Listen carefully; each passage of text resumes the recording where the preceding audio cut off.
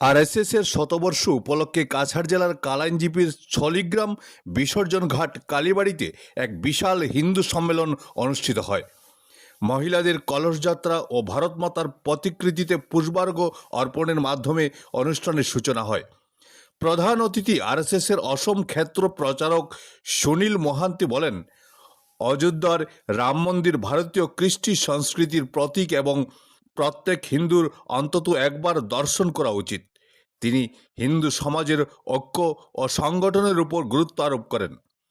সম্মেলনে দক্ষিণ অসম প্রান্ত প্রচারক গৌরাঙ্গ রায়, রাষ্ট্রীয় সেবিকা সমিতির প্রান্ত বৌদ্ধিক ও প্রচার প্রমুখ মুক্তা দাস, কালাইন জগন্নাথ মন্দিরের প্রধান সেবায়িত চন্দ্রোদয় দাস এবং বিশ্ব হিন্দু পরিষদ দক্ষিণ পূর্ব প্রান্তের প্রাক্তন সহসভাপতি পরেশচন্দ্র পাল সবাই বক্তব্যে সমাজ সংগঠনের আহ্বান জানান।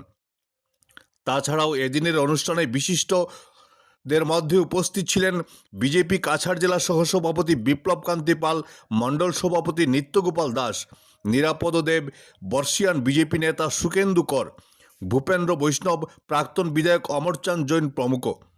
সাংস্কৃতিক পর্বে ধামাইল, ডিমাসা, কার্বি, ঝুমুর ও বিহু নৃত্য পরিবেশন হয়। সম্মেলনকে ঘিরে এলাকায় উৎসবমুখর পরিবেশ বিরাজ করে। শিবাজি মহারাজ, এখানে গুরু গোবিন্দ সিং ইত্যাদিদের মতো যারা বলিদানী ছিলেন, তারা সব অংশকে বলিদান করে দিয়েছেন, কিন্তু ধর্ম বলিদান করেননি, ধর্মকে ছেড়েননি। তাই ঘোষণা করেছেন কি, বলেছেন স্বধর্মে নিধনং শ্রেয় পরাধর্ম ভয়াবহ। স্বধর্ম থেকে মৃত্যুবরণ করাও জীবনের সার্থকতা। আর কিছু লোভে, কিছু ভয়ে, কিছু সার্থকতার জন্য নিজের ধর্মকে গালি দেওয়া, নিজের ধর্ম ত্যাগ করা, এটা কাপুরুষের লক্ষণ, এটা কোনো পুরুষের লক্ষণ হতে পারে না।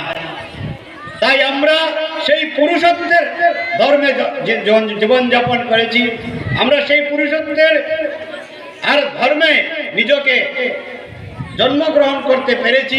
তাই আমরা সৌভাগ্যশালী।